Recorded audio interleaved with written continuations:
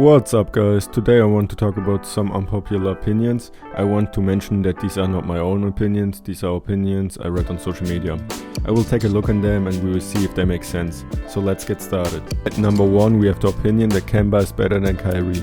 We all can agree that the most people would put Kyrie over Kemba. We saw this season that Boston had a successful regular season so far and that Tatum and Brown improved a lot. I would totally agree that Kemba is a better fit for Boston, but when we look at their careers, we can see that Kyrie is way ahead of Kemba.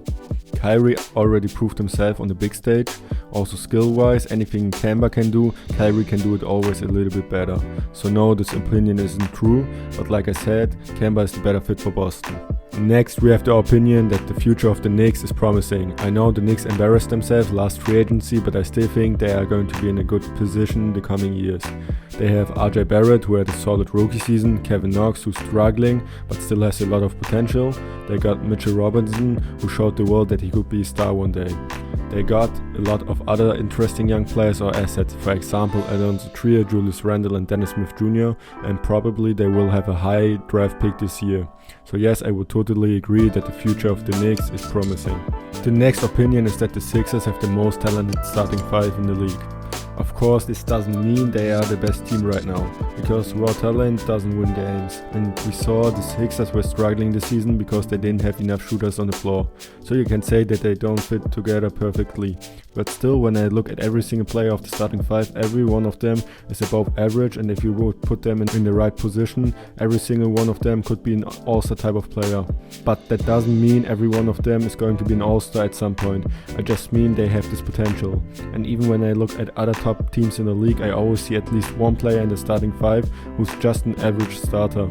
So I would totally agree with this opinion when we look at raw talent. The next opinion is that the Pistons are interesting. Now everybody thinks that the Pistons are one of the most boring teams in the league. First of all, I think every team is interesting in their own way. Every team always have some interesting players or assets. And I also know that the Pistons gave up Reggie Jackson and Drummond for almost nothing. So you can say they are obviously rebuilding. They still can receive some other good assets for the future when they trade D-Rose and Blake. And they already got Kennard and Wood. Those two already proved how good they could be, and I also think that Sekou Doumbouya is a really interesting player, even if he had a decent rookie season.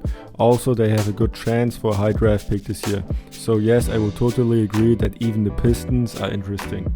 As the last unpopular opinion, I found the prediction that AD will leave the Lakers in free agency. There are rumors that AD wants to play for his hometown Chicago. And he also sold his house in LA lately. But would he really leave LeBron and the Lakers? First, if he would leave for Chicago, he wouldn't have a real shot for a ring and would be in a similar position like in New Orleans. Also, we all know he has a great friendship with LeBron, and I don't think he could leave him behind.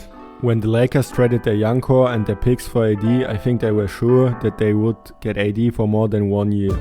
So that's it. What are your unpopular opinions? Write in comment below. Subscribe to the channel for more NBA content. See you then. Bye.